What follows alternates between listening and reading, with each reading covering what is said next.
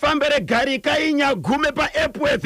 Anzi mvura iri kunaya. Yes kana kuno kumbare iri kuturuka mbare wangu. Papa Isabel wapindira kamu studio. Pa.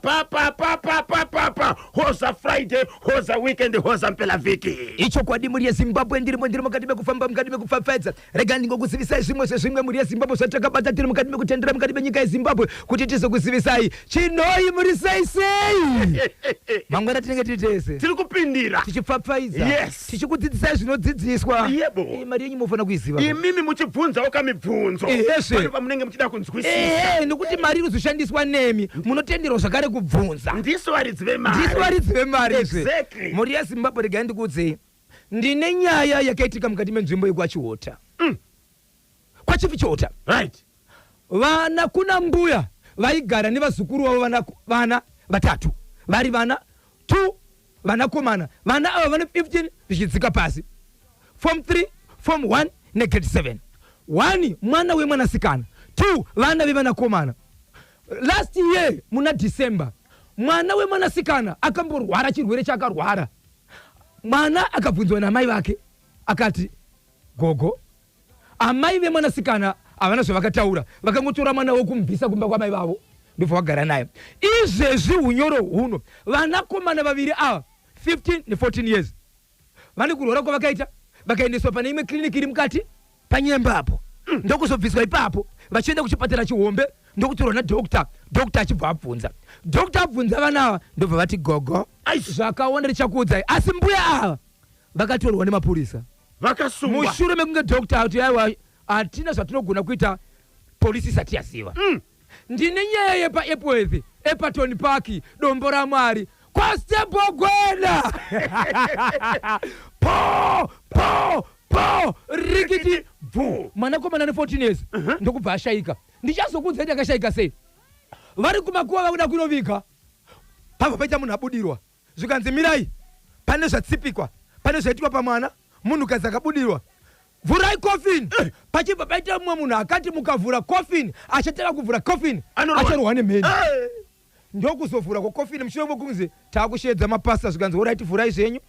Mwana akawanikwa. Mwanani zvakaona akabatiswa muruoko zvimwe akapfekedzwa. Kana muchida kuzvinzwa batai chimuti manje tiri kuuya. Ndichazokuudzai yekucholo choyandakataura nezuro. Yevanhu vakarumwa nezvinhu zvavanga vasina vazivi vakazopedzesera vanovhura matanga kuda kubhadhara munhu. Asi pakati pevanhu ivavo vakazodzikana muchida kuti murarame zvakanaka pakurumwa kwamamboita ndichakupai maheu mumwe. Pavakapedza kumwiswa maheu Zimbabwe. Rambai makabatepo Papa Isabel wapindira kamustudio mushure menhau vanenge vakudzibhozhongora nyasha tushere pa Heathcliff extension akachibata chimuti dada nechako dhiza muhupe pa ushe wekunze wagona tani kombari wangu yamdati ya makuto ndiyo kanyumbeni ya mpepo ya Zimbabwe Broadcasting Corporation National FM. Taweza to go pana 9:30 lekezani kative mpeso muntundi wa shangani pabodzi kana sutu maichido pa Epworth mamuka seko zvikazi timutsireko kamai Mary masika vari kwaseke ndoziva kuti vanenge vakachibata gavana chirimuta mafriji pa Rafingora. Gavana chirimuta mafriji pa Rafingora zviri kufambere tsika mwana tsika pamuchete kana Clepperton na Ntipo kulitaniko kubhangeti kumweko. Susan Murindi pa St. Martins, Isaac Ndevu Wasu alipo pa Zindoga pa Waterfalls apo ariti pa chimuti lekezani kative kuti Papa Isabel vakati batireko muchirongwa bozhongora segment. Chokwadi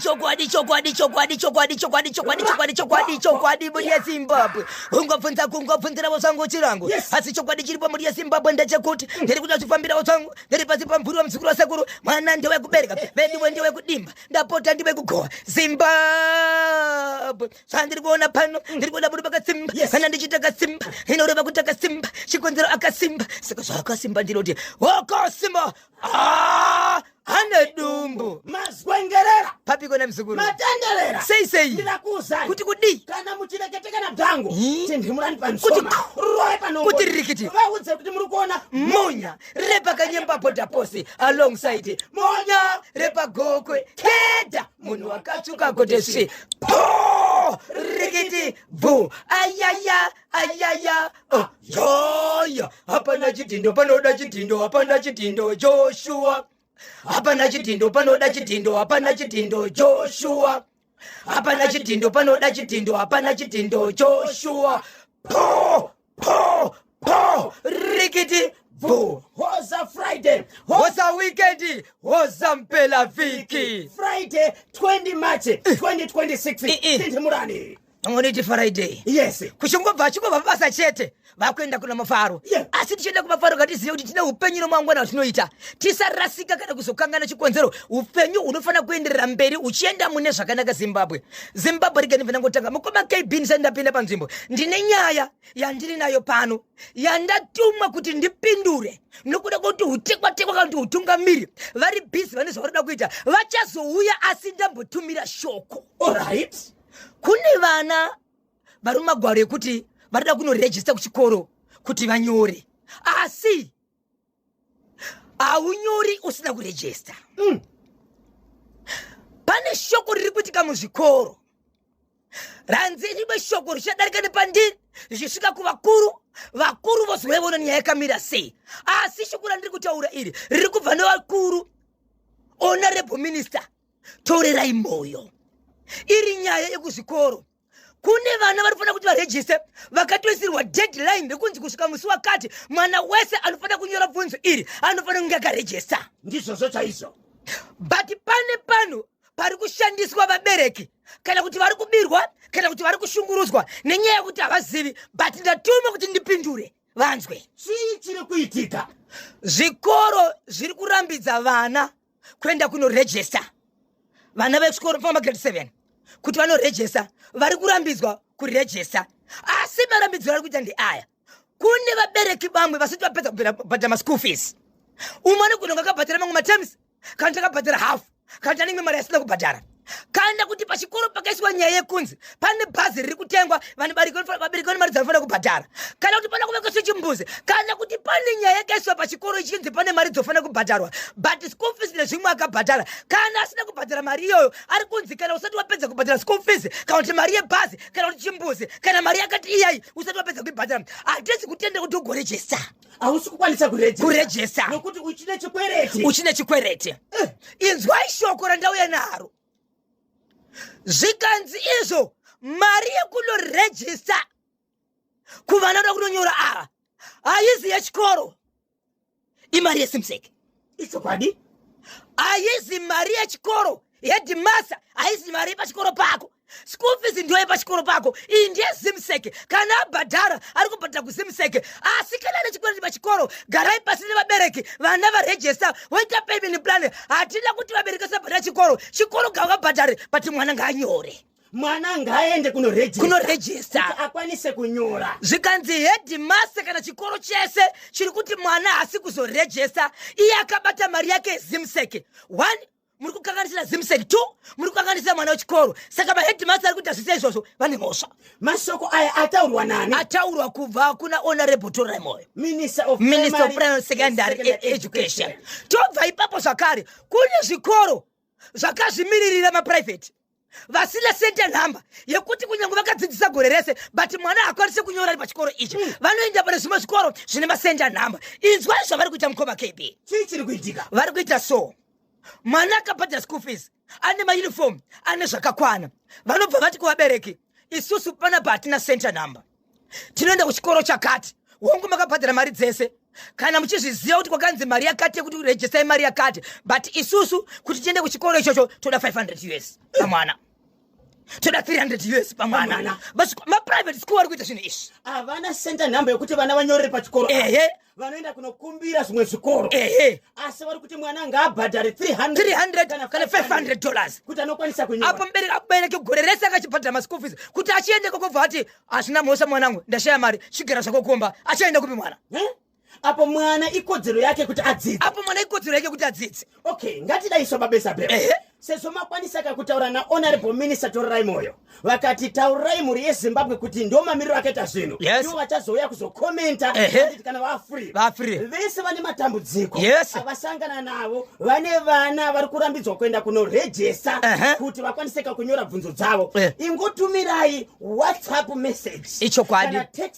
Ingotumirai WhatsApp message panhamba dzinoti 0718 244. Yes. 0718-692-244. Tichatora. Yes. Pikicha. Icho kwade. Message yenyu. Ehe. Toitumira kuna Honorable Minister Torai Moyo. Ende rimashiko kwanzizo toda kuziva chikoro chipi china headmaster upi chiri kupi koye nyorai chikoro nezita racho nekwachiri uye zvekuti headmaster aripo ipapo ndeupi. Tinotenda mabasa peo. Saka tumirai ma WhatsApp message pa 0718-692-244. Information yese yakakwana. Tongotora kapikicha. Yes. Totumira ka message iyoyo kuna Honorable Minister Torai Moyo. Ombudira nezvikoro izvi. Paka Epworth epatoni paki dombo ra Mwari Chaku Epworth ndiri kuti tani ndokune kambaka dombo ra Mwari icho kwadi muri Zimbabwe ndiri mukati mekufamba mukati mekufafadzana kutsudzwa kuti matima nawo senyika ino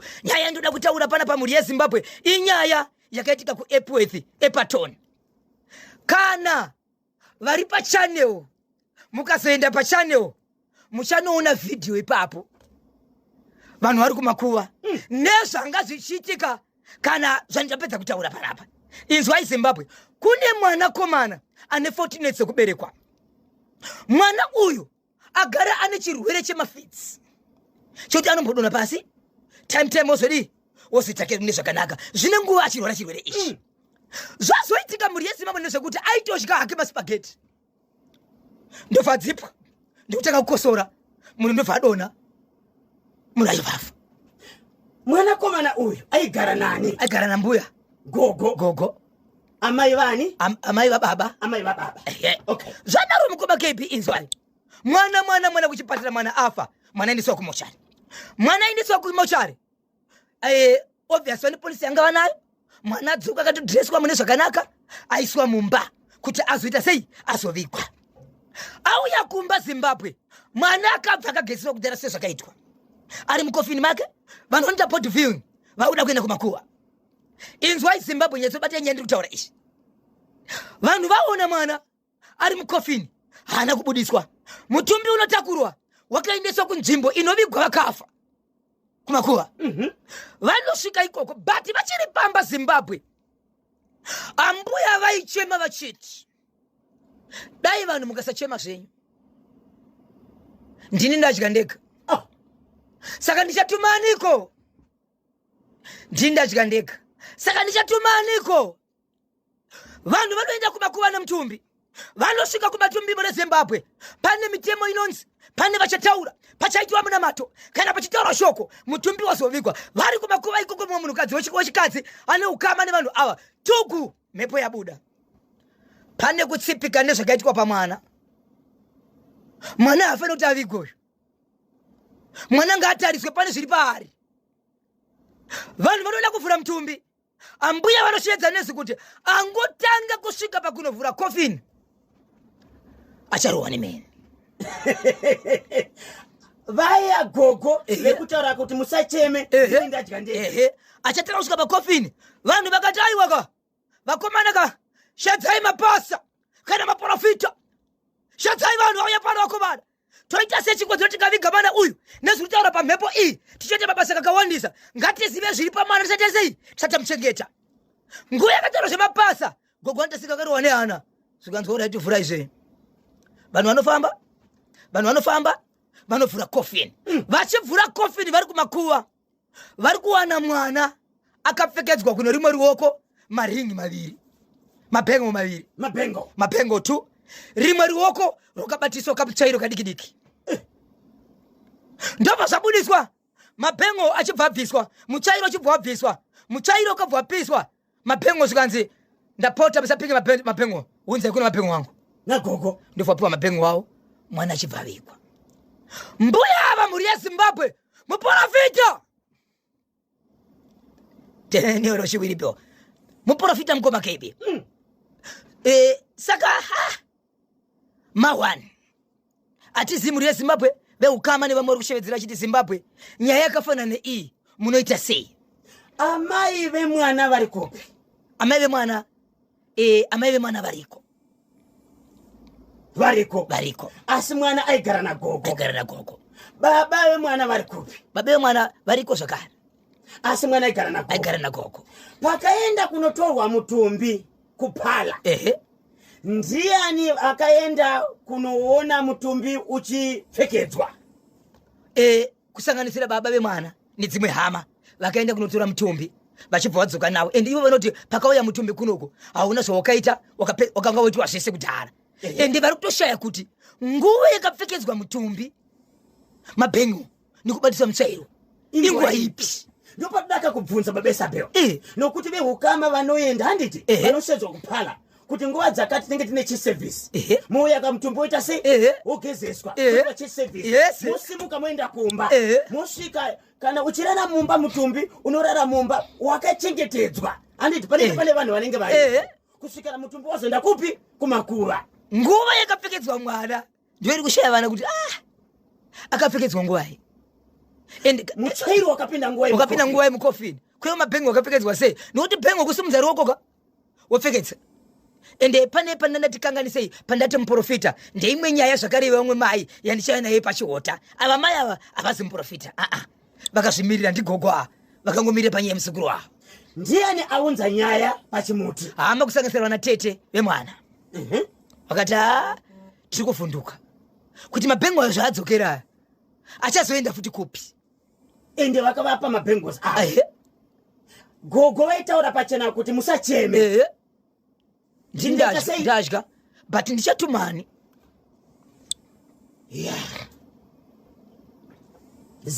zimbabwe iepwes dombo ramwari mwana akaradzikwa akachengetwa kubva paradzikwa hapana zvimwe zvakazoitika vapedza kudaro manjika paipe pavhurwa kofini mbuya vakatozoenda vega kunobvisa mabhengu aya ndiyo yandiri kuti iyoyo muchariona vhidhiyo zimbabwe gogo vachiita zvinhu zvavo kumarinda manyai panational FM WhatsApp channel munoona vhidhiyo yakandwa ipapo muzvionere mega vanhu vakakwanisa kakutora mufananidzo vhidhiyo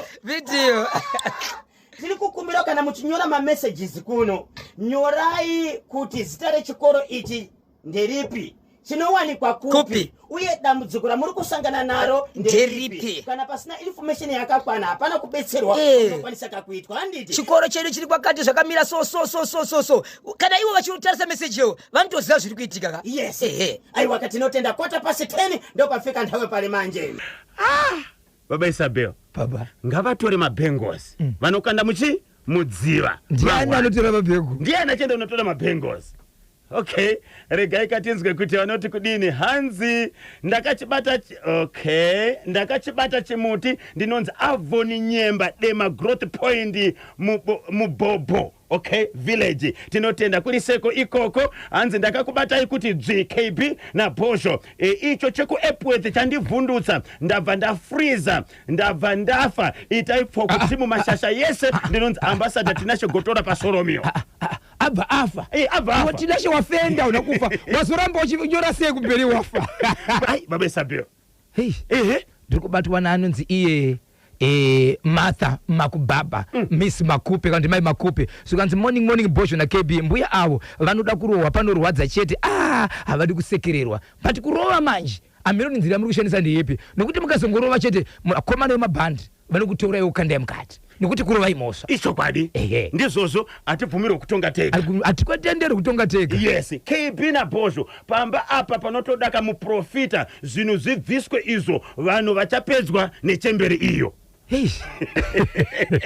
regai timbotengesa tikwaniseka kubhadhara marenzi nevasaura vedu vePremier Tobacco auction floors atenda Zimbabwe ndokuramba makabata pachimuti morning KB na Bosho muri seko icho chepaEpworth gogo avo vanoroya zvinotyisa vanoda kupfekedzwa gemenzi wobatiswa bhaibheri wogariswa kamujeri kwe25 years wakaanzi wakamira vanodzoka vavamushe ndinonzi Ernest Kanyongo ndiri paHatfield kuti izvezvo vane makore mangani 20 plus 25 25 years mine makore avainavo vanodzoka rini musadaro chokwadi Zimbabwe Broadcasting Corporation National FM nthawe zatu go pana 29 minutes to 11 chiruvu jaindi wemabhatiri Auto Terence Chidongo Boss Chinyoka yes nsiku zawandisa musikubatika zvokumhanya Sekurutate kanjani nai KB na Bosho hakuna here World Cup yevaroyi tiende tinotora kamukombe zvemanje Zimbabwe iri kupisa. Ndinonzi Nyamhandu Innocent kumandeya to Bermuda Honde Valley wechele. Tombobvunza Shugeta. Ane imwe yanu yana isuwe vanofamba nemuchadenga traffic update naachisare nthawe ziri kudi yana tsudzura ndibabesa beyo icho kwadimbo rya Zimbabwe ndiri mukati mekufamba mukati mekupfapfadza nekutsudzura dziri kuitika matima nawo senyika ino wamukaseko mbiri mucharovedza chimutoka bata ngirozi ana mukaro anofamba kastepi kende chidao FM wamukaseko Terence Bobo memory maruma hoko wamukaseko Vanigal Israel Tempo akabada chimo wamukaseko mukoma KB Mr. Innocent muchenjekwa baba tu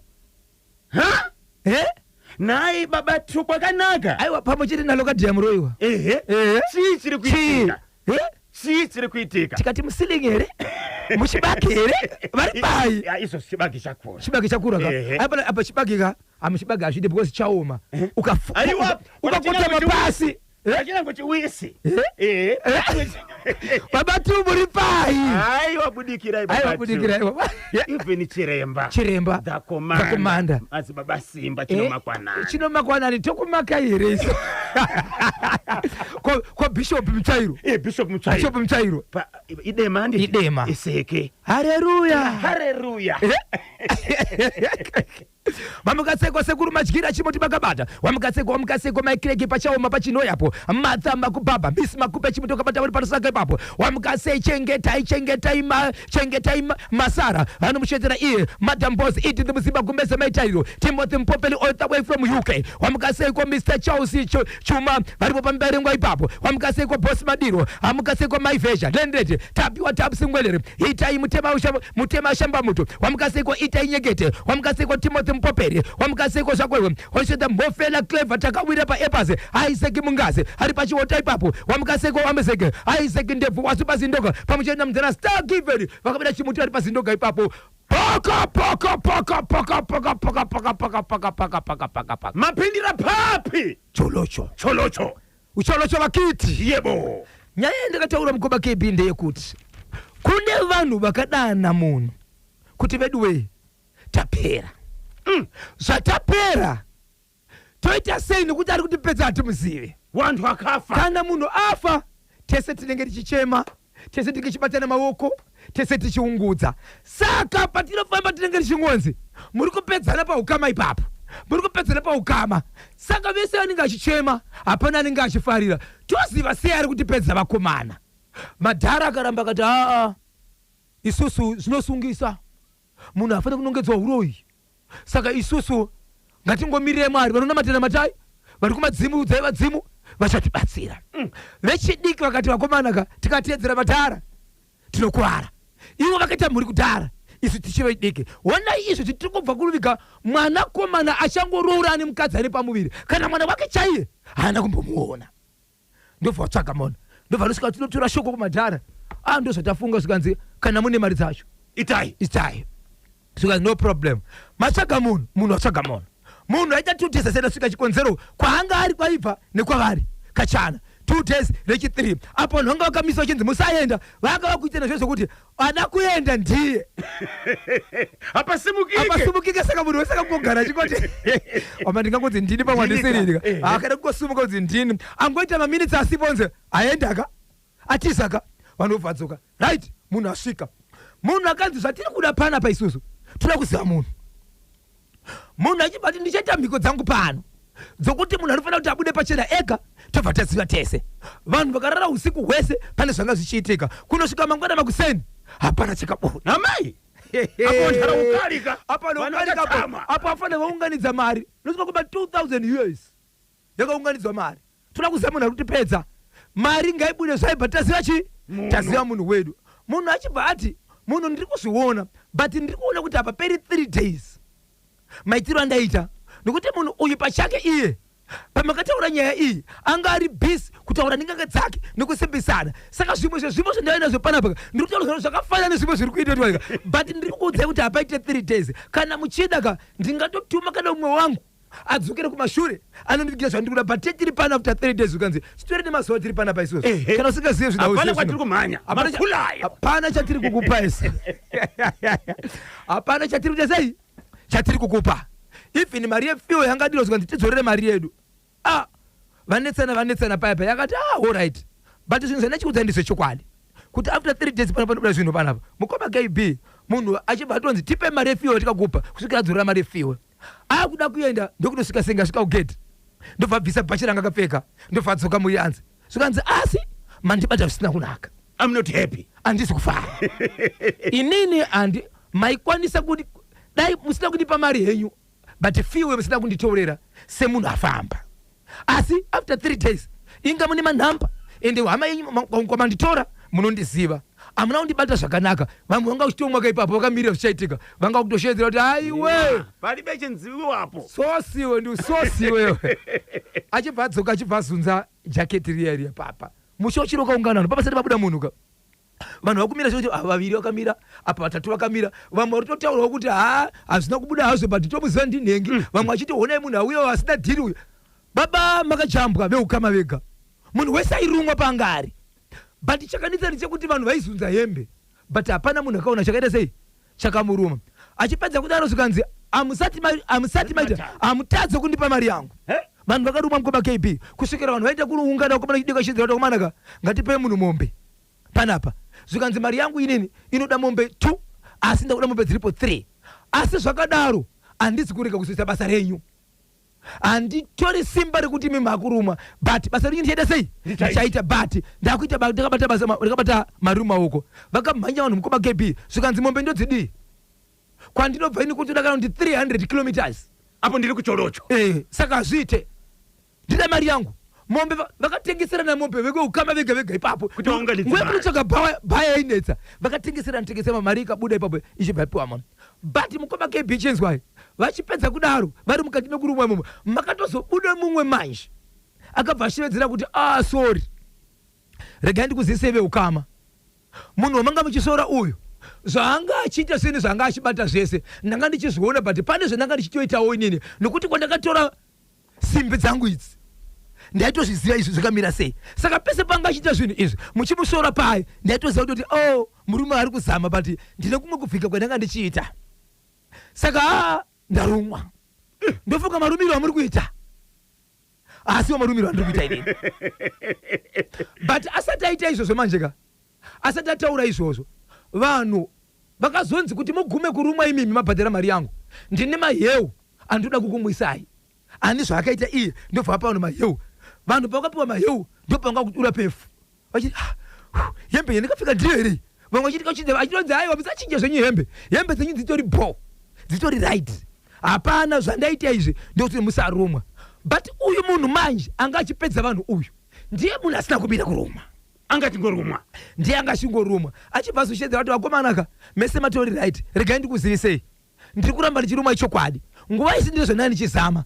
asi zvanga zvisingaite kuti inini zvibude kwandiri chikonzero changa chiruma takawanda saka maisakwanisa kuziva kuti ari kurumwa zvinokonzeresa nyaya iyi ndiani hongu tarumiswa nenyaya yekuti mari haina kubuda but kwandiri ndaichiziva zviri kuitika regai ndikudzive ukama inini ndiri ndachikonzeresa zvinhu izvi murume uyu anga ne 36 mombe mudanga 36 kana dziri mbudzi huku dzechibhoizi aiwa sazvikawandisa achibva ashevedzera kuti ndoda kuti ndikuudzei urombo hwangu hwanga uri kudare nezvipfuwo asi zvimwe nezvimwe zviri mudanga mangu kutori nedzimwe mombe dzitori nemasita evanhu kuti pandikatenga mombe idzi ndenge ndiye angafa pakauya mombe idzi ndenge afa ndo pakazoda kubuda matemo mukoma KB mushure mekunzi mombe aitinongedzera kuti mombe iyo neiyo dzakauya mushure mekuti ndenge akafa iyo neiyo mukabuda mwedzi kuona kuti edzo 16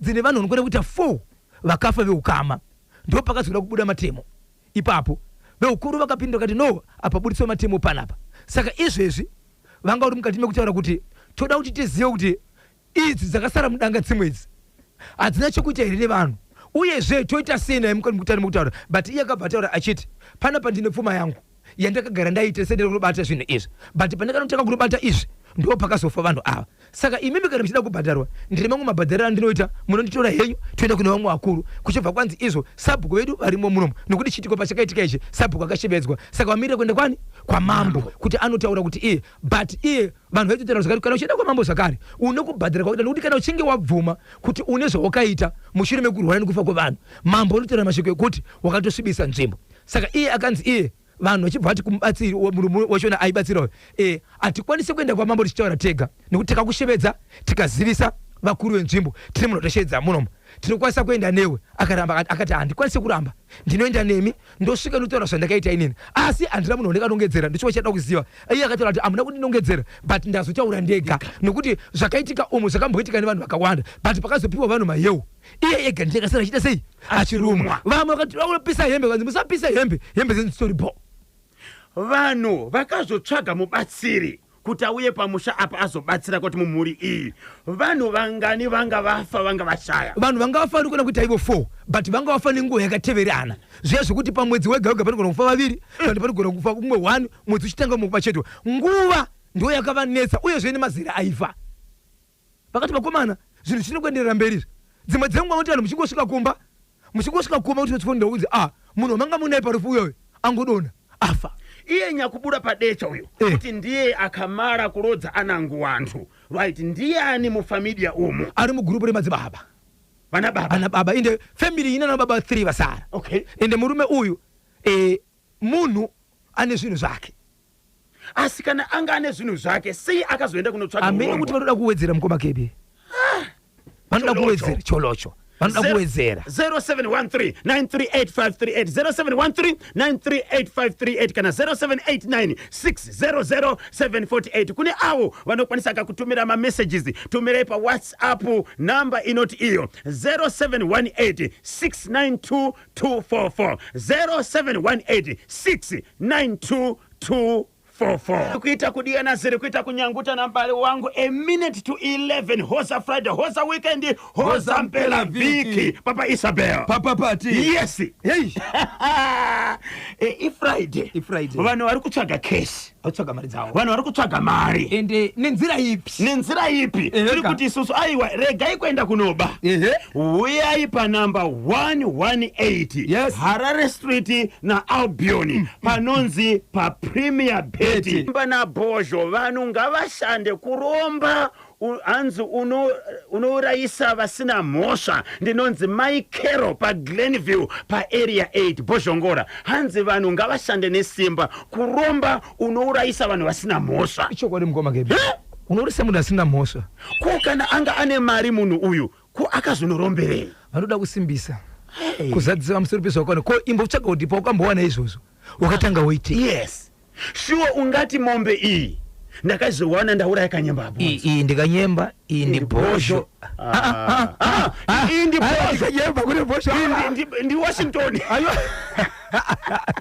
vanhu vane utsenye Isabel zvinaumira musha so uve ukama mushure mekunge murume uyu abuda pachena vari kuti kudini ndo nyaya yekuti vada kuenda kumadzishe vamwe vanongasagutsikana kurarama kwacho kuti kana ukama checho mutoona kuti vanhu vanopedzisira vasisafambidzani zvakanaka. Izvo kwazvo zvinorwadza nekuti akaenda hadzoki ungati hakosori but kana munhu afa zvakaoma right. Rekezani katibve mafariyani tewera kuchokera kuParliament of Zimbabwe. Kanyemba na Bozho vabatsiri chikumbiro kwamuri kune vese vakaromba bvisai kabox kemweya wekufema vangofavo ndinonzi Paul Kanjuti Dedi vaangel mukwasha wekwamatirira ndakachibata chimuti ndiri kuBorodale.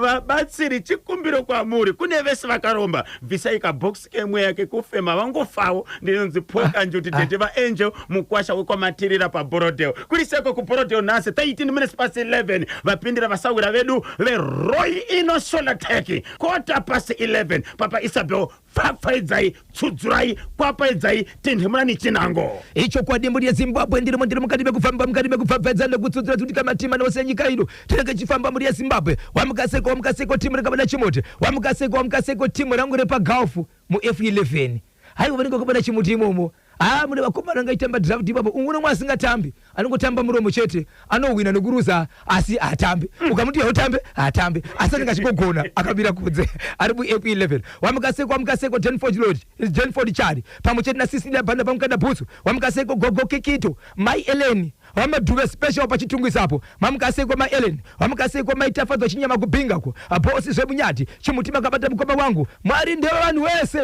mukoma wangu zvemunyati icho kwadi icho chamuri Zimbabwe wamukaseko Stella Mutale chimutaka bata pachisipitapo kwanza ndichisiye charemera dzinza ndiri kumhanya nacho wamukaseko mukoma wangu Mangwende chimutima kabata paka mapindira papi mukoma KB apa ndakupindira pachiota ndikati chiota ndafunga makanika chawa vamukaseko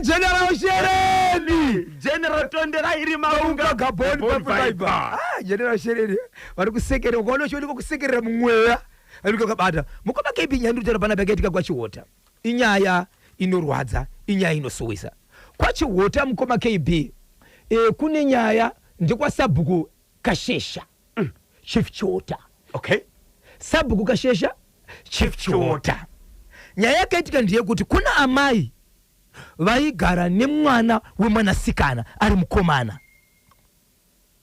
kwazoita vana vemwanakomana vari vaviri vana vandiri kutaura ava vanokona kuti vatatu vari vakomana mukuru ane 15 years asi ndingangoti form 3 form 1 negrade 7 vari vakomana vachigara nambuya gore rakapera muna December pane mwana akarwara ndokuenda kuna mai aenda kuna mai vachibvaona mwana wavo nekuti aigara nambuya ka vachibvaona kuti mwana uyu ari kurwara kwaari kuita amai vakabvunza mwana akati gogo asi airudza kuti mwana uyu ari kurwara zvinoratidza kuti pane kusangana kwemunhurume nemwanakadzi munhurume nemunhukadzi chirwere chepabonde ndobva wangotora mwana ava vakura sei avari kuma 6 years ndobva watora mwana wake haana kunzorera kwambuya ndobva agara nemwana wake kwasara 2 vana vemukomana vana vemwanakomana murume nemukadzi vakasiyana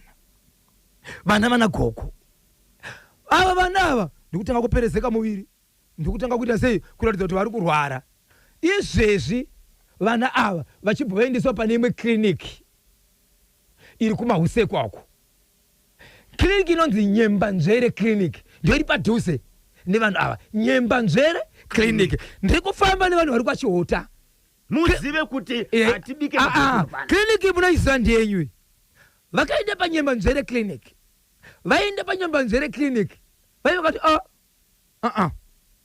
endai kuchipatara ndobva vaendeswa kumahusekwa chihusekwa chachipatara chikuru chinodarika clinic vaenda kumahusekwa vakurapa vana ndobva vaiswa kwadokta achipinda muimba yake nevanhu imi wafanani zera renyu mimi chirwere chepabonde machitora kupi ndezvana bhushes masitora kupi mati makore api 15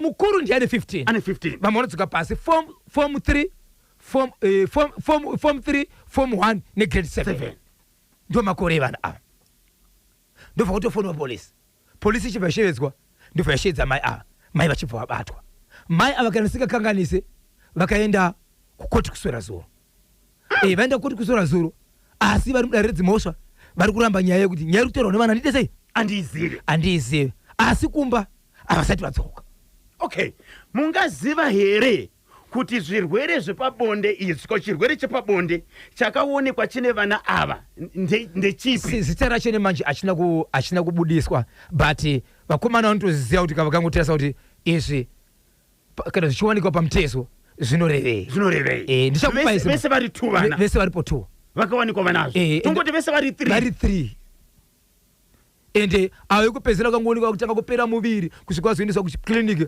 kozvamuri izvi ende kuchipatara chihombe dokta avharira vana kunoda so hakaka vana vari kubvunziwa vari kuti gogo havana sekuru aiwa sekuru avako vakashayika avako ko uyu mwana akatanga kutorwa nemwanasikana ari kupi akaenda na mai vake vakangotora mwana ndobva wanyarara ndofunga vakasvikawo kuti mangwana asi vakamurapisa here nekuti chirwere chiri pasi vakatanga kurapisa mwana wavo akangorapisa mwana wake ndobva aenda nemwana wake.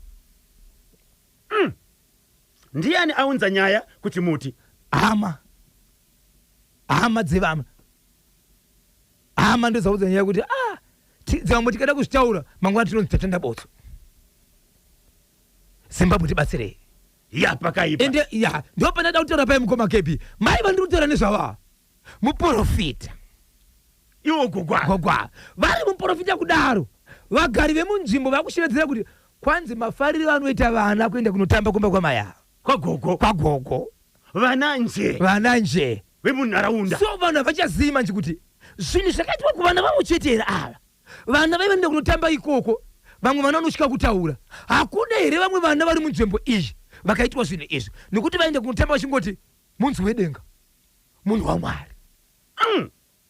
Chimbodzokorerai kani redhiyo yangu yanga yatiza icho chemubatsiri wemaheu ndinonzi Edmo Chanditeya nechishanye Business Center Beshnaf Bridge. Muchidimbu icho chekucholocho chiya chekucholocho kune munhu akafa ari mwana komana akanga nemukadzi wake wanga changwarura ari pamuviri achibva afa asina kumboneka na mwana wake veukama vakati ngadishedze vanhu vakuru vairamba vachingoti kufa mutongo waMwari vadzimu kana Mwari wedu vachachichengeta. Vana vakatsvaga munhu akauya vanhu vakaita 3 days varipo vamwe vachida kudzokera kumabasa asi kwainzi angobuda zvinoreva kuti ndiye nekuti kwaifamba vaingonzi veukama muri kudyanana saka vanhu vangakunzi angoenda ndiye kuchibva kwazouya mubatsiri vanhu vakatabvisa mari toda kuti utiratidze munhu wechaichai kuti ari kuita zvinhu ndeupi. Vanhu vakadada vari pabasa hakuna chakabuda kusvika mubatsiri akuda kudzokera mubatsiri akada kutorwisa pamwe chete nokunzi hapana chabuda saka mari takada kupa kunyangwe fiwo tidzorere. Mubatsiri akashevedzera akati zvinhu zvaizobuda after 3 days nokuti zvandiri kuona panapa simba razvo zvandauya nazvo pano zvinenge zvoda kufanana asi after 3 days panobuda chokwadi pana muchiratidza. Mubatsiri akanzi tipe kunyangwe mari yefiwo nokuti hapana chabuda. Mubatsiri akaruwa motokari yake asvika kugeti akadzoka akapfeka bhaji akati aiwa asi zvamaita handisa kufara nazvo nekuti basa ndaikwanisa kuti ndiriite no problem. Akabva abvisa bhachi ndobva asudza bhachi asudza bhachi rake vanhu vese vanga vari pakataka kurumwa but chaivaruma kuti ingave tsigidzi kana kuti ingave tswindira kana kuti ingave nyuchi hapana chaionekwa kunyange ukabvisa hembe ukazunza pakaita sekunonzi vanhu vaitoonerera nachikonzero vakawanda vamwe vanga kutobvisa hembe nenyaya dzokurumwa ipapo asi hapana yabuda muyadhi vanhu vanga vari muyadhi vese. Zvikanzi izvo inini ndoda mari yangu kusvikira vanhu ava vazoda kutengesa mombe zvikanzi mukati pamombe hapana kuonera nadzo vakatengeserana mombe pachavo chikonzera mufamily imomo mutori nevamwe vane zvinhu zvavo ndopa vakatengeserana mombe mari ikabuda ikabubwa uchi ikapiwa munhu oyo asi vakanzi kuti musarame muchiruma zvakare ndichakupai maheu andinawo pano ndobva wapiwa maheu ane zvakanga zvaiswa vakapiwa maheu vanhu vese vakaita right but pane one asina kupedza kurumwa akazopopora achiti vedu oyo vamwe vese maright inini ndichiri kurumwa asi rega ndingokuzivisai kuti pesi pakapi chirumwa vanhu ava ndanga ndichingosimbawo ndiri mukati memwe chikonzi takachirumwa tese asi ndini ndakaita zvinhu zvakawanda nokuti ndini ndakauraya nhengi ndikauraya nhengi pandakaita urombwa hwokuti mombe dzangu dziwane mudanga asi ndikaenda kudanga demi ndokurodzai kuti pakaufa nhengi ndopakauya mombe idzi pakafa nhengi ndopakafa mukauya aine mombe apo ripoti 36 to 39 mombe dzanga dziri mudanga. Vanhu vakasvika pakuungana vakada kunetsana asi yakasvedzerwa sabhuku ichizoda kunetsa kwamambo veukama vachiti tozogara pasi toita sei mhuri yeZimbabwe ndonyaya yandataura pakutanga. Yes, mukoma wangu ku Beshnaf Bridge machinzwa ka masaisai anga ambotiza sorry asi ndofunga zvagadzirisika chepa chihota gogo avo chepa chihota gogo avo ndawakande ngawakandwe mukati makizi ndomakanda kunoku rakazara dhemu pastone ridge kudhemuku ndi baba tapiwa rinovhundutsa raperera vanhu vakawanda dhemu repa stone ridge rogara richiwanika vanhu ende dhemu rinonetsa kuti vanhu vanotozooneka vamwe vatokanganisika amene vanenge vari pai ko arina kuchengetedzeka redhemu handizivi kuti chichiitika padhemu iroro mukoma kebe dhemu iroro ranetsa nekufira vanhu rakafanana zvakare nedhemu riri kuEpworth ehe ya pakaipa ndozvauri kutaura kuti gogo vanga vabatwa vakandwe mukati makizi mondipa ndokandaka padhemu repastoni vanokandwa nani? regai vaite tsvakurudzo anditi gogo vari kuramba nyaya vari kuti hapana chandinoziva. Ava mapurisa vanoziva zvekuita. Aiwa kana kuri kuti vana vari kutaura zvava kuti gogo asi sei vana vazoti gogo vana vangangovhumuka but ngavaite tsvakurudzo remuvhileji umu hamuna here vamwe umu. 26 minutes past 11 ndiko kanyumbo kamuri kubva ka Tormented Soul kuri kutsamura kwa Matthias Xavier kuchokera kudziko ra Mozambique. Pamwe kwapo tiri kukumbuka kaganyurira patiwa na wana wa dhaga wana wa dziko magamba ya dziko matatu ya mweyo yachapendesiwa ku National Heroes Acre siku ya Monday 23 March 2026. Ndiri kugogomeza pano kana bya Comrade Cosmas Chiringa, the late permanent secretary for Harare Metropolitan Provincial Affairs and Devolution, pabodzi kana Major General retired Herbert Chingono, pabodzi kana Comrade Ewson Mupama Onde, wense ari atatu arapaswa ka ulemu wa magamba ya dziko na mtsogoreri wa dziko President Dr. Idi Mnangagwa. Mambuyo makuparasura na kuona ka iro ganyu radapata achapendesiwa ka kumanda ya National Heroes Acre. 0713938538 kana 0789600748 lekezani katibve kuti ndiani ari panted. Hello pa National FM. Mguru na mukase. Tamuka mamuka sei. Tamuka mukutara na Tawanda pa beach pamazuwa. Muko Matawanda? Gogo mawanawo. Vada kupomerwa chipikiri pamusoro. Vanoda kukomerwa nani? Kana na prophet wae. Nokuti vanhu vakatotya vari kutotya kuti mabhengoro akatorwa na gogo achazoshandei mangwana. Kwasara kuti vatodza futi mwana wavo. Mukomana uyu. Okay. Saka pakatoshata ngavakatorere mabhengoro makande mudziva. Mahwani.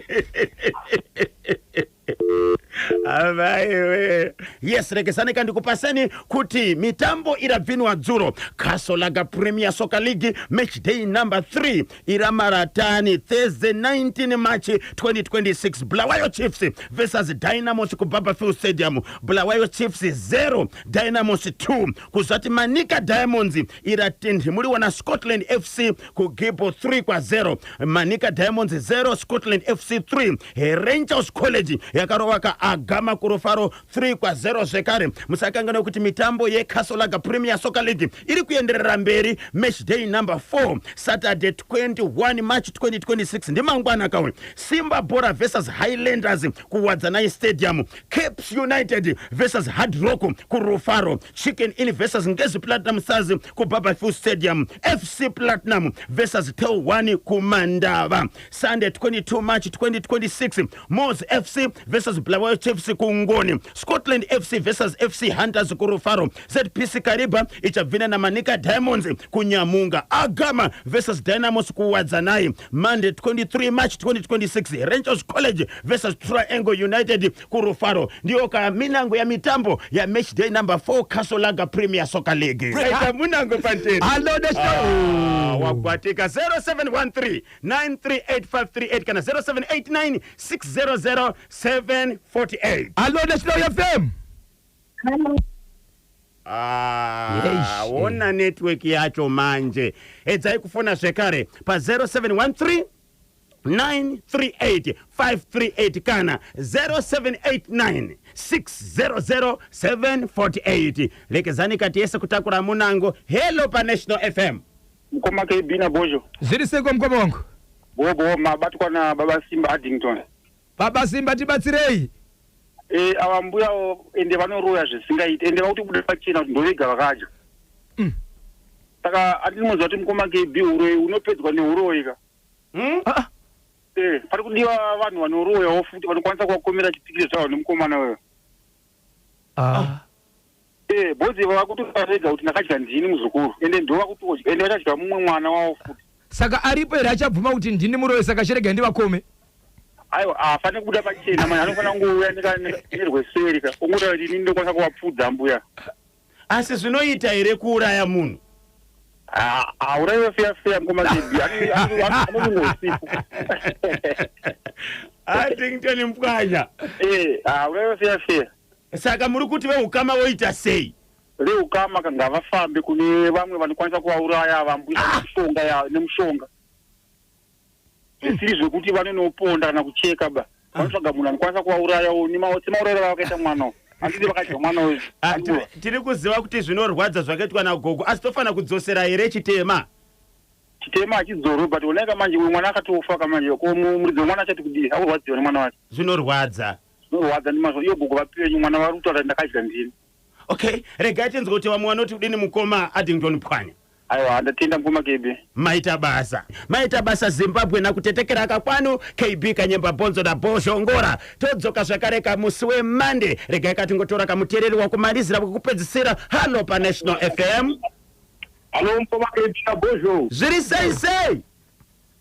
Mushe. Ndiani wedu ari kupi? Kutaura na Tanatswa Gaza kwa Zvimba kwa Kutama. Tanatswa Gaza. Ndechipi chakubata nhasi? Ndachika nechepaepo apa ukovana gogo avo yei. Vanoroya zviri pachena chiwakuuraya muzukuru wavaigara naye. Just imagine. Aiwa nagogo ngavasadaro wakomana. Apo uzotanga kuchema kuti ndichatumani. Pakadaiswa komana kana shamu inobuda ka pakadaya.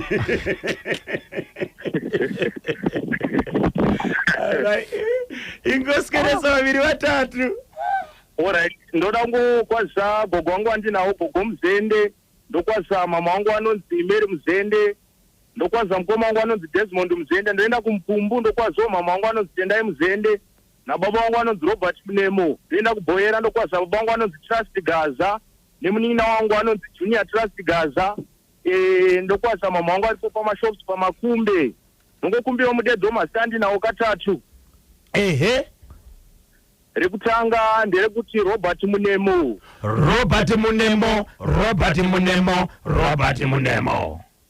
Rechipiri ndera mama wangu anonzi Tendai Muzende. Tendai ani? Tendai Muzende. Muzende. Tendai Muzende. Mupezera rangu rekuti Tanatswa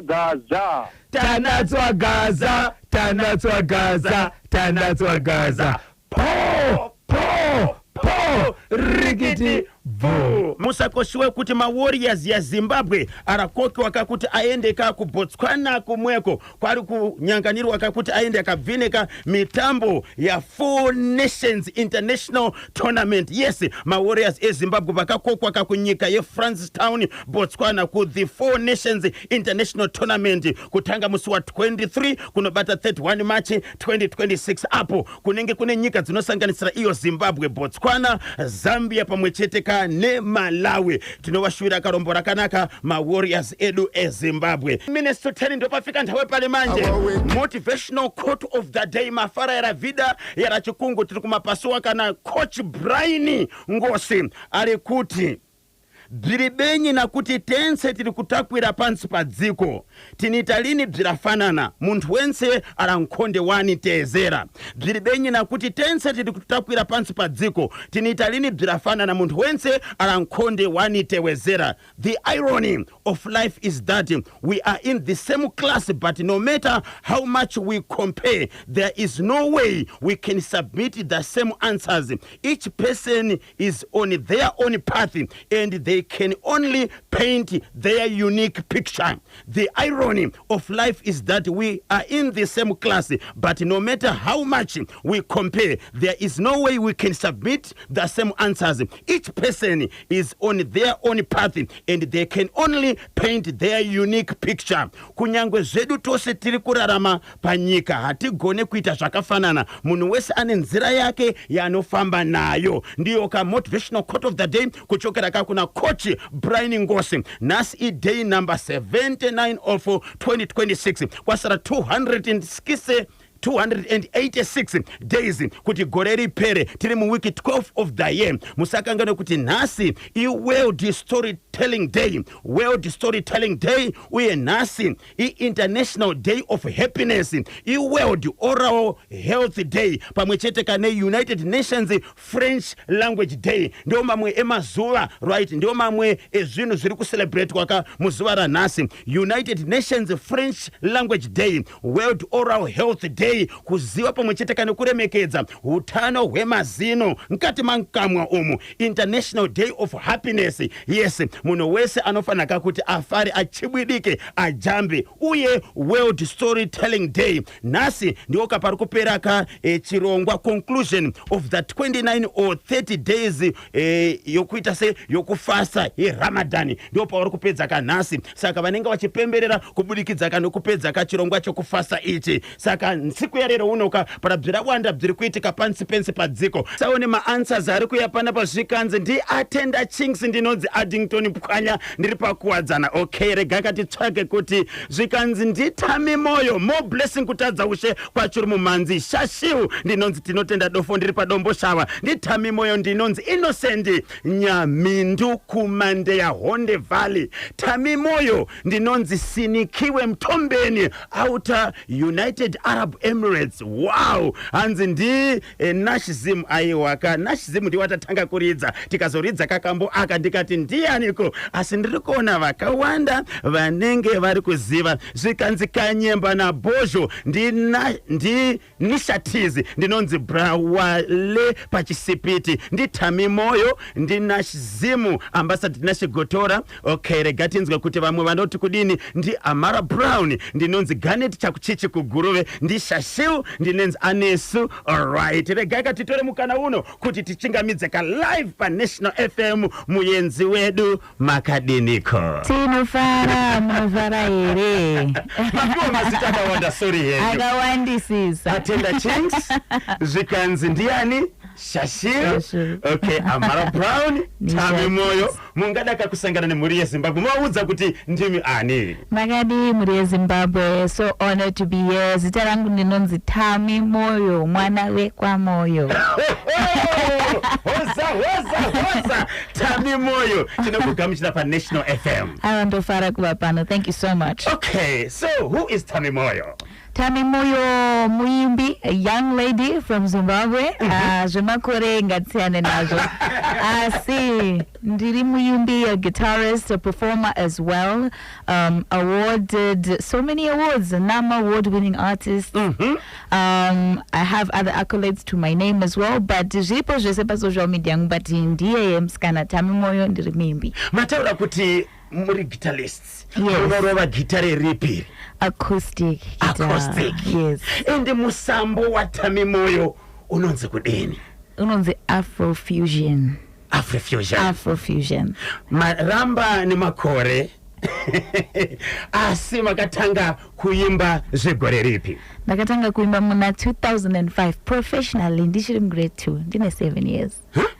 Grade 2. Grade 2. Grade 2. 2005.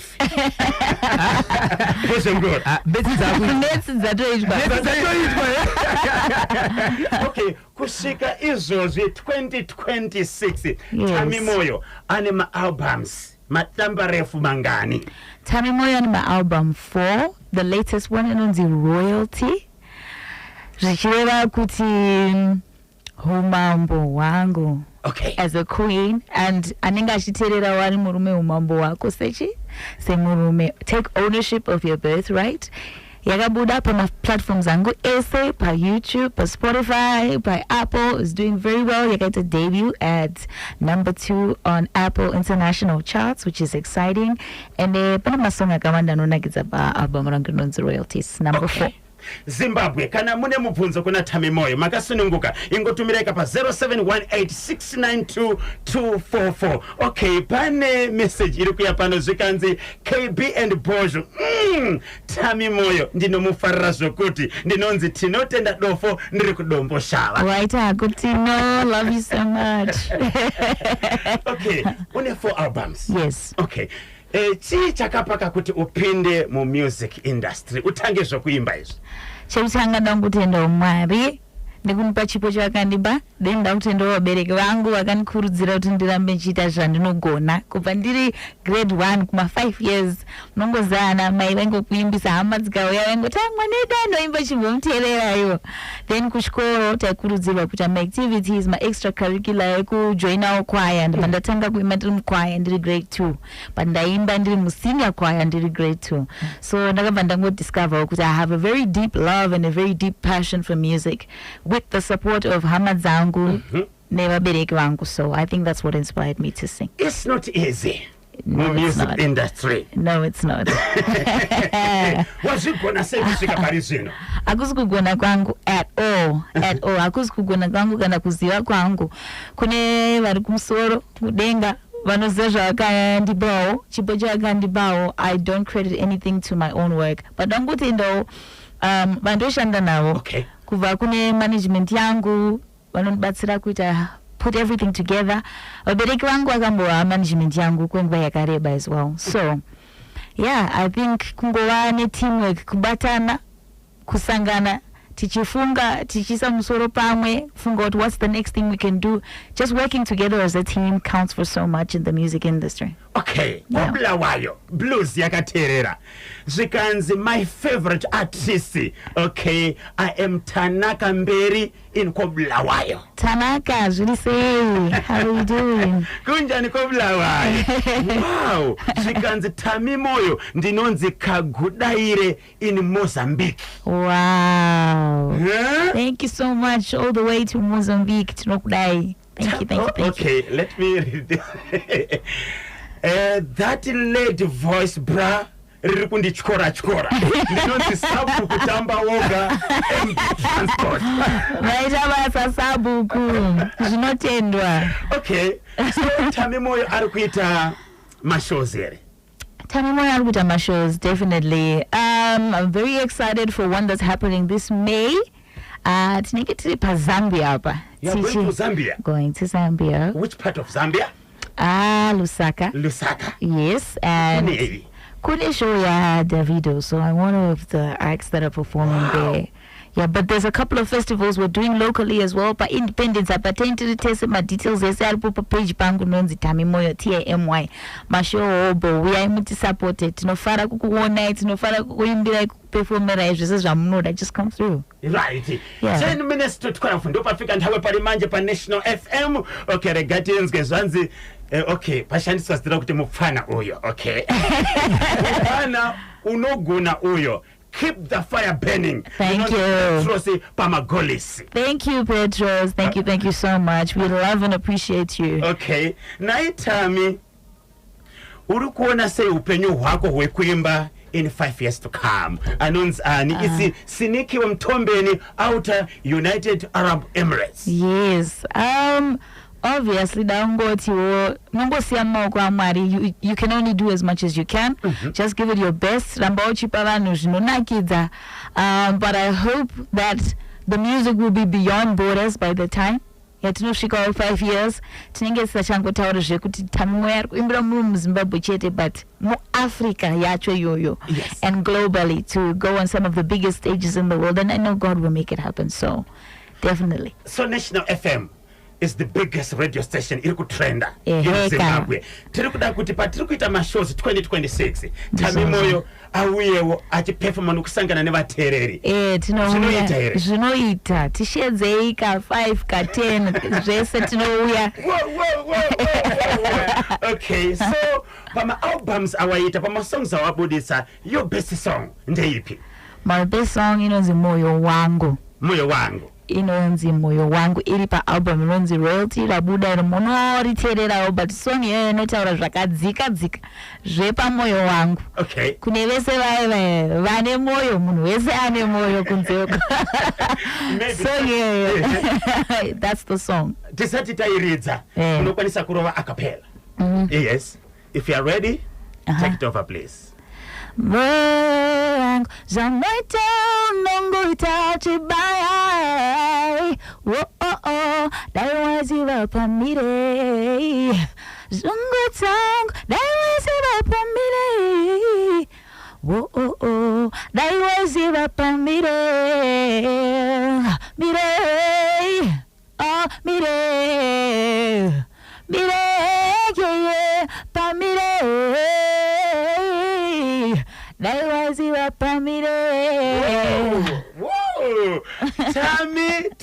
Tami ndakudana ndakusevedza kangani po rikiti bvu ndinonzi Joshua Mazadza kuBorodale. Joshua zviri sei kwaitako nekuteerera. Thank you so much. Tinotenda 8 minutes to 12. So arikuti this is the best song. Yes. Moyo wangu. Tori Zimbabwe nguwa ndo dzafamba kani 12 o'clock tofana kupedzisa kachirongwa chedu the hottest mid morning show in Zimbabwe pa National FM KB Kanyamba Bonzo alongside Bozhongora Tami unogona. Ndinonzi Lazarus Mutimbu ndiri kunyabira. Nyabira Madi, thank you so much Lazarus totenda. Naitami wakarorwa here ndinonzi obvious tsiga zvamaoko aMwari tinongotenda kana zvaitika pa I'm married to the music for now. Okay? Yes. Okay, dzokoro ine simba Paulo Mani select vatekudi mukuzvisira maoko aMwari. Mukuzvisira maoko aMwari. Ehe. I'm married to the music right now. Yeah. Hey Tami unogona. Ndinonzi Mai Sharomu pa Waterfalls retreat #Nyambe. Maita basa zvinotendwa. Wow, ma messages ari kuya panapa akasemba. All right, KB ndinoti kuna Tami moyo. Mwanangu unogona kuimba uye voice rako bozve kuti ramba wakadaro. Ndinonzi Rasta Sherry Dick representing DRC. Yes, Rasta all the way from DRC. Thank you so much. Maita okay. KB na Bosho. Good morning. Anogona Tami ndinonzi Clayton Zuru kumadziwe kurafingora. Yes. Thank you. Okay, all right. Okay. Tami uye mangwana tiimbe ku Cape United inzwi rako wow pamberi nemadzimai keep the fire burning ndinonzi Mai Nosa ndiri pa Dankwese. I want izvozvo chokwadi hanzi pamberi nemadzimai. Yes. I love that. Thank you so much. Okay. Regai katingoti ombotaura nevateereri vaviri vatatu. Okay, live on National FM tinokumbira kakuti izvozvi vada kutaura na Tami moyo 0713938538 kana 0789600748. Ekaya kumuzi kumusha ndokupi? Kumusha kugwanda. Kugwanda saka unogona kutaura Sotho. handisati ndakugona. Ausati wakugona. Asi uri atichazodzidzira pamberi apo. Okay. Kumusha kugwanda. Mavideos akamira sei? Mavideos anowanikwa pa YouTube. Pane zvatoda kukupai musi weMonday unoteera. Rambai makateerera. Subscribe to my YouTube channel pakanzi Tami moyo. Tami ana 1M. TAMY moyo. Yes. Zvakabatana here? Zvakabatana. TAMYMOYO pa YouTube. Yes. Pane video riri kubuda rini? Musi weMonday. Okay. Toda kuti vateereri, please Zimbabwe, vateereri veNational FM, vateereri manyama, video rikabuda iri, oda kuti tipinde views mangani? Million mita tichienda. Yes. Okay. Promise Zimbabwe kuti video richibuda Tami moyo achatudza kuti video rabuda. Then 1 million. Yes. Okay, thank you so very much. Regaka tione. Hanzi loud and clear. Tami unogona 100%. Ndinonzi Vincent Kumalo kwa mutoko kunerera feni we Manchester United. Pamwe Vincent ndisekuru wangwana gogo wangu ndikwa mutoko. Sure. Yes. Tinotenda. Thank you so much. Makolabo hobo. Ndine imwe yandakaita na Jai inonzi BP yakabuda pa Royalty. Ndine imwe na Musa Keys weku South Africa. Ndine imwe na Mngobi Yazo weku South Africa as well. So there's plenty of collaborations that you can look forward to pa album rangu rinonzi Royalty. I remember last year pane kakabuda na ani wesungura Mark Ngwazi. Yes. Makashanda sei? Nangotendawo once again management yangu ndiwo akaita zvese zviitike zvese neshamwari yedu anonzi uncle akaita kuti tisangane naMark Ngwazi. I've always thought munhu anoita zvinhu zvake ende anozvigonerawo anoimba sungura, so we thought about it pane song yedu inonzi usiku wese tikati ndiani ari kuita zvinhu zvake achifamba nebhora muarea yake atokwanisa kuita sekusangana kuti tiite collabo. So we thought of Mark Ngwazi and he did justice to the song. Akanyasogona takafara tese song. Tinotenda. Rega tingotora katuva terere. Yes, anditi ka 0713938538 kana 0789600748. Hello pa National FM. Hello. Yes, Makadiko. Aiwa, so tinda tamano gono. Maita basa. Taura ina ye Tami. Yes, Tami. Hi, muri right here. Right. Blawa irikufuna ikodipaki. Kodipaki kublawa. Oh, thank you so much. Ngabonga. Thank you very much. Roy basa tayakusigira sister. Rambai makatitsigira ndo zvatinofarira and I hope pa weekend apa mune muchiteerera royalty here yatataura. Don't worry, sister, don't worry. Thank you so much. Thank you. Tinotenda koblawayo unogona Tami moyo ndinonzi Daniel Mapanda ndiri kuchinoi. Daniel tokutenda zvikuru. Okay. Thank you so much. 0713938538 or 0789600748. Hello pa National FM. Hello. Tiri kutaura nani? Benson Mungwena. Johnny? Benson Mungwena. Benson Mungwena. Ndutaura ndiri pachitungu zvawo. Taura ina Tami? Yes, Tami. Muri right here mukoma Benson munofara here? Ndinofara chaizvo. Music yako yakanaka chako. Maita basa tofara kana muchiteerera nekutitsigira kudaro. Thank you so much. Anditi toda kuti uindizwe mberi. Aiwa ngazviendwe kumberi chaiko. Thank you so much mukoma Benson. Muve neweekend yakanaka. Aiwa, thank you. Tinotenda mukoma Benson pachitungwiza ipapo wakumarizira wekupedzisira anditika 0713938538 0713938538 kana 0789600748. Okay, paita mumwe parunhare. Hello pa National FM. Ane mkomaganye mabwendo. Zviri sei. Mushe. Tiri kutaura nanare kupi? Kutaura baba raundi. Kupi? Makomboni acha kwepwepi. Airport wali pake. Taura ina Tami moyo. Aiwa, zikulangane gwena uyo. Ndinotenda. Love your energy. Mune energy mkoma. Sorry. Okay. Thank you so very much, Tami, for coming. Okay, Tami moyo. Kanda chimwe chingungu ndengu chingoma na silent killer ndinonzi kanobet chabeta pachivaka nenyama kuhurungwe.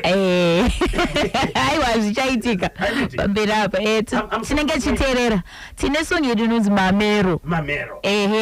Yakabuda na silent killer did very well. Takapinda mumita muya mandanjitaura so ndangokutendaiwo nekuramba muchiteerera mabasa edu. Thank you so much to silent killer. One munhu anonakidza, one munhu anospaka. Thank you so very much for coming. Tami moyo unogona ndinonzi Mai Garatsa ndiri pakuwadzana too. Mai Garatsa tinotenda. Murambe muchititsigirawo. Thank you so much. Mashoko aungada kusira mamwe madzimai. Muri yeZimbabwe ndiye kuti kudini. Inini mashoko andoda kusira mamwe madzimai ndeyekuti tanga pauri ipapo nezvaunazvo. Work for yourself, continue to believe in yourself. The sky is the limit. Semunhu mukadzi ramba uchizviitira zvinhu zvako usacheuka kuti mumwe ari kuitei pa next newe. Just focus on what you can do, and if we have the power to bring life into this world, nothing can stop you as a woman. So continue to believe in your grind, continue to believe in your work. Mwari varamba achikuitirai zvihombe. Ndokutenda especially kune vakadzi vanosapotawo inini semukadzi. Zvinotendwa zvinonetsa kuti vakadzi vasangane tisapotane mune zvakanaka, but aiwanda rudo rwenyu. I feel it every day. Ndinoona macomments, ndinoona zvese zvamunonyora pa social media muchindisapotawo. Zvinotendwa and murambe muchikura mumabasa enyu kunze uko. So yeah, that's vachada kutaura na Tami moyo abva pa National FM abva mu studio vanotaura naye sei. Ngatisangane pa social media pa Instagram, pa Facebook, pa TikTok. pa X yangu pa Twitter neipapo pa YouTube pandataura Tami Moyo TAMYMOYO. Then my contact details for our WhatsApp group aripo futi pa ma platforms ya pa Instagram pane number zedu ze WhatsApp dzatinenge chikupai music kuti yakuuya vaiva ningashida uziva pane number dzipa WhatsApp papo vese vaningoda kutumira ma video vachifara vachivibe tozo reposta pa ma page.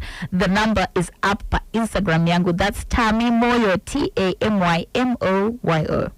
Twalumba loko. Thank you so very much Magwira Ntchito nekuya kwa waita pa National FM Tami Moyo. Thank you so much. Tikumirira kusangana pa road shows. Aiwa tusangana. Manje Nupa yemonekeza no momento ya brillianto kupa kuna Tami Moyo featuring Joe Preza JP Zikanzi BP. Magwira Ntchito twalumba loko familia dziko la Zimbabwe na kutetekera kwanu National FM. Pane wangu wachichagaka namba zimubatsiri wekucholocho right munobatika sei kuti muwabatsire. Icho kwa dimu ya Zimbabwe namba zangu za munondibata nazo ini munondibata pa namba zinoti 0771 545 025 0771 545 025. Renga ningoti bossi walisheza kuti anonzi iye madam bossi chenge masara madam boss akabada chimote boss chineke sabu kukarama pazipoto gogo forobosa pachitugwiza pakuchena aswe mambewe guguletu vakabada chimote kwanza ndichisiya 0771 545 025. Ndapota musabipa sa agogo every day is a Friday. Po rikiti vu Kanyemba Bonzo na Washington Maremera aka Bojongora tigumane Monday asimangwana ngatisanganei kukanoi. Ipapo tinenge tichifamba nevasawira vedu ve Reserve Bank of Zimbabwe tichifamba neshoko rekuti zigi yako yakanaka yakasimba inotenga.